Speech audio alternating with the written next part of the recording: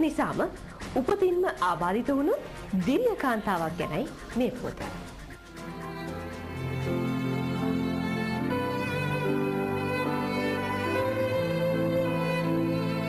සූ Kent කියන්නේ උපතින්ම ආබාධිත කාන්තාවක්. ඇගේ මවට ඇය උපදින්නට සිටි කාලයේදී ලබා දුන් වේදනානාශක ඖෂධයක් හේතුවෙන් මෙම තත්ත්වය ඇති වුණා කියලයි ඇය නම් පවසන්නේ. In sports massage high enough to allow you to work on elite athletes. So I planned to get there. ශාරීරිකව දුබල වුණත් ඇගේ සිහිනය වුණේ සම්බාහන ශිල්පිනියක් වන්න.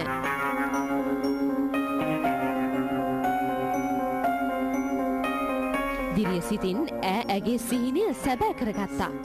වසර 3කට කලින් සූ කෙන්ට් විශේෂ ක්‍රීඩා සම්භාන ශිල්පිනියක් ලෙස සුදුසුකම් ලැබුවා.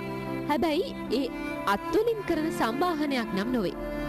ඇය අපූර්වට සම්භාහනය කරන්නේ ඇයගේ පාදවලින්.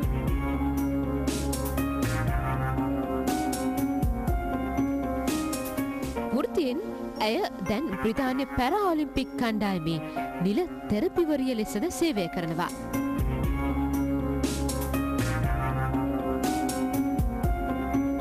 ඇගේ මේ හැකියාවන් යොදවමින් පැරා ඔලිම්පිකුල්ලේදී බ්‍රිතාන්‍ය කණ්ඩායමට රන් පදක්කමක් දිනාගන්න පුංචි හරි සහයක් ලබා දෙන්න උත්සාහ කරන බව ඇය කියා සිටිනවා.